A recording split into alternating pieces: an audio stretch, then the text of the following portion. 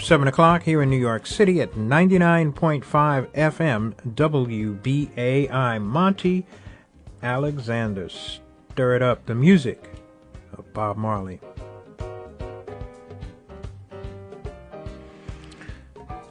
Did the de Blasio administration violate zoning laws in order to permit the construction of 4 megatowers along the Chinatown Lower East Side waterfront?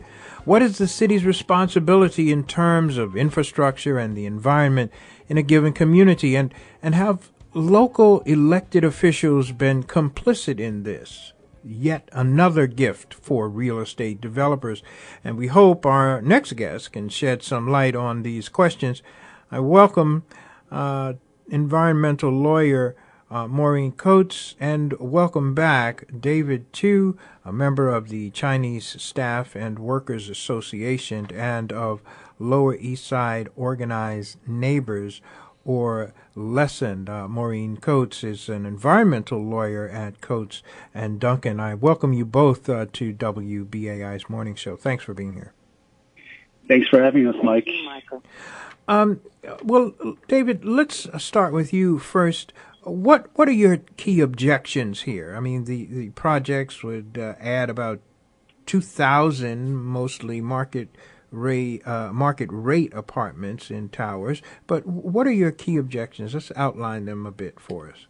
Yeah, I think actually it's quite more than 2,000, probably close to 4,000 units of largely, market rate housing. Mm-hmm.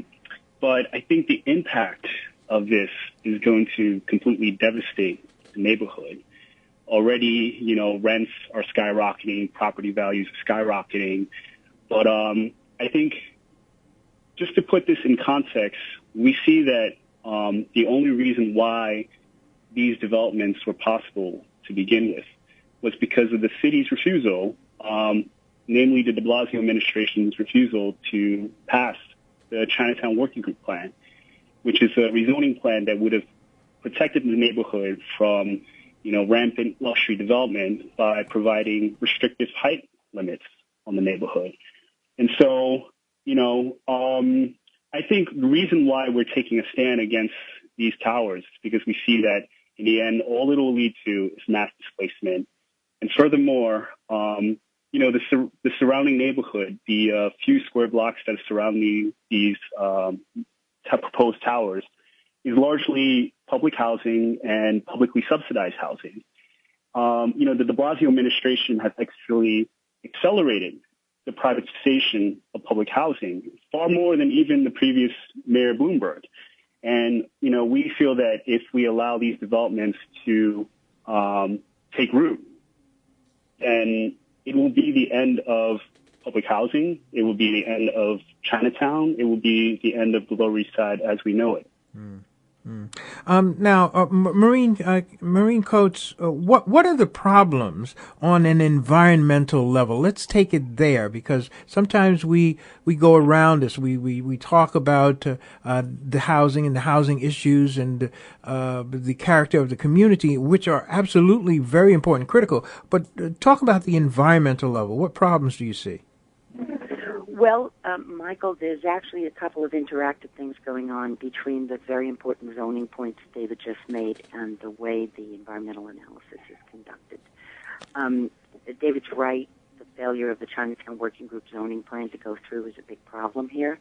But we have a little bit of a saving grace in that the area is still zoned as a large-scale residential development. Mm-hmm. And that means that there are a set of findings the city has to make before they can issue the permits to the developers. So the developers have some legal hurdles they've got to get over. Mm-hmm. And what's interesting is a good many of those findings are actual environmental standards. For example, distribution and location of buildings won't restrict access to light and air or create traffic congestion is actually an affirmative standard that the developers would have to prove that they would not violate in order to get the permits they need for this.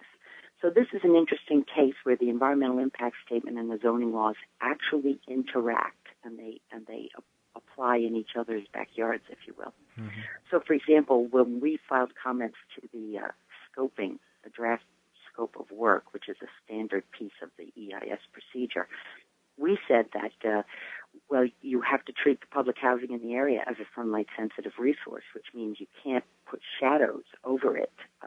Children need light coming through their windows. That's why public housing was built the way it was, mm-hmm. to make sure everybody had light in their apartment. Right. We've also said that you can't do sewage hookups unless you can prove you're not going to have an adverse effect on the Clean Water Act requirements that affect the Newtown Creek wastewater treatment plant, which, by the way, is where all the sewage from the lower half of Manhattan goes. It all goes to one treatment plant. Most people don't realize that New York City is totally out of compliance with the Clean Water Act. Mm-hmm. We're already loading too much into our rivers and streams, primarily from combined sewer overflows. Mm-hmm. So we think the city has to step back. DCP does not normally have to answer to these kinds of conditions and practices because they're usually not raised in the EIS process. So LESON is really taking some innovative approaches here to force DCP mm-hmm. to not only do an environmental analysis, but take the results of that environmental analysis and apply them properly. Well, Maureen, I'm so glad that you mentioned about the sewage here in the city and the city being out of compliance, because it's very important, and sometimes we forget this. And when we talk about the infrastructure and the environment, these things are critically important. You know, we're building, but, have these considerations been made to the infrastructure, to the trains, to people's ability to get around the city, and things such as the sewage. So, Maureen, specifically the Department of City Planning, which has come to be regarded as somewhat of a tool of developers to facilitate their projects, not a planning agency. Do you think that they've failed to do its job? I worry about whether they work for Mayor de Blasio or Mayor Capolino or the people of New York City sometimes.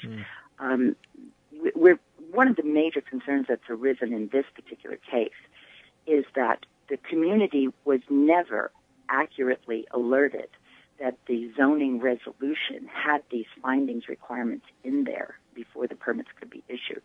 So there's actually an extra hearing process in this particular case.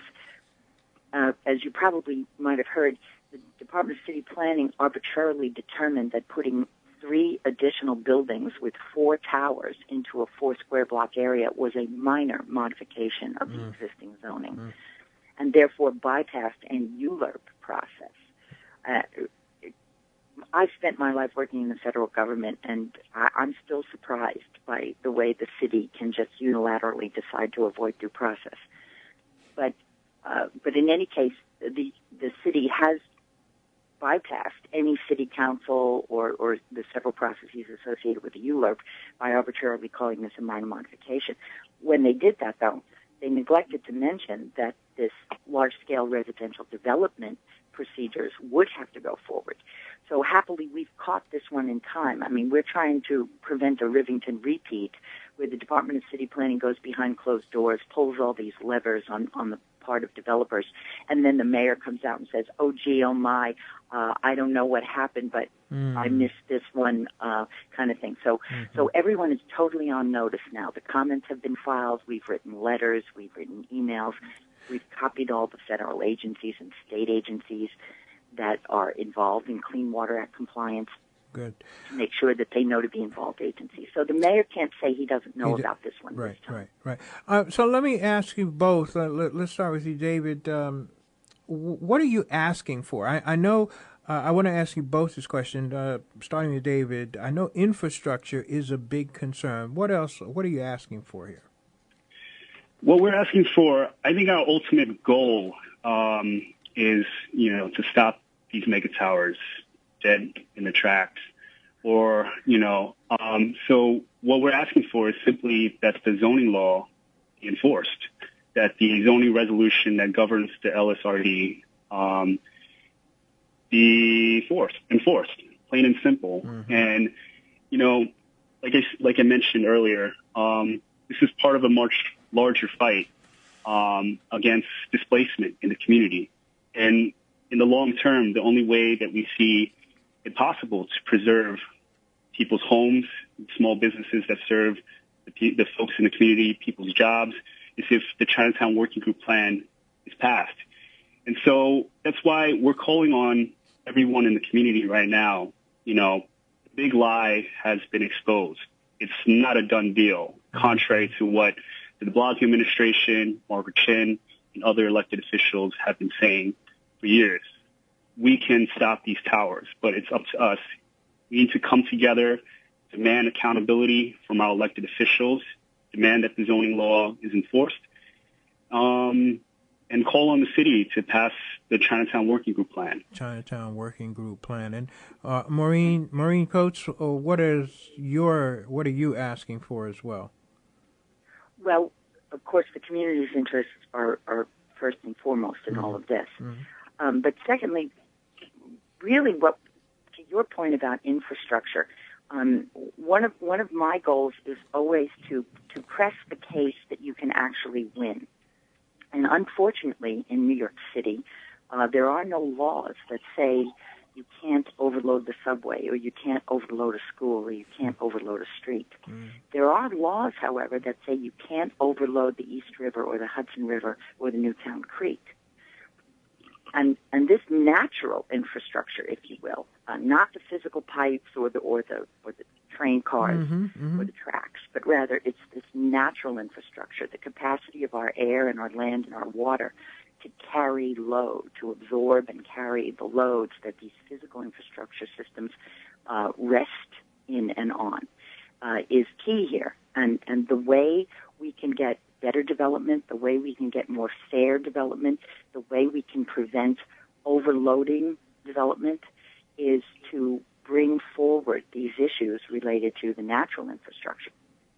So the interference in air and light, the toxicity of the water, those sorts of issues give communities the ability to bring to bear some of the forces of the law and due process, so they can make DCP work in concert for both development and affordable housing and the other things the city needs, along with preserving the communities that are already the way they want to be.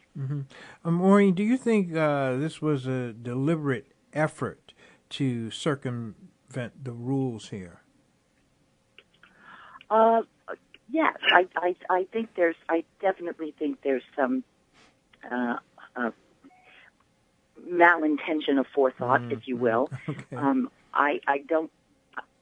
The fact that the community wasn't told about these things, we were very fortunate. There has been a community engagement process carried out by the developers, and the developer's lawyer, who happened to once have been the general counsel of the DCP, was kind enough to concede in one of the discussions that there would have to be a hearing, an actual hearing, on these findings that have to be issued under the zoning resolution.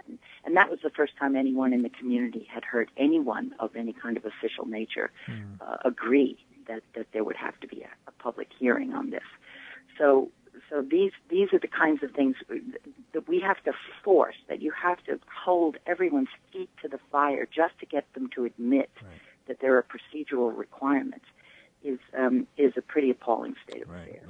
Right. Before we wrap up and get some information, what listeners can do, David Hugh, I see that Councilmember Chin is pushing a bill that would require the city to notify communities when urban renewal areas are set to expire. But is this significant? Is it relevant? I think that it's a show that the councilwoman is putting on, given that it's an election year.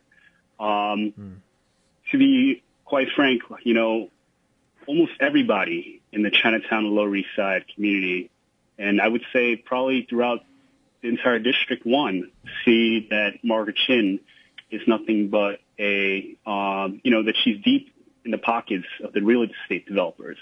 And the Chinatown and Lower East Side community has been fighting for years. We've come out onto the streets calling out how she has been complicit, working side by side with Mayor de Blasio to push out, our community. So she has to put on the show, to say, like, look, I'm doing something for the community.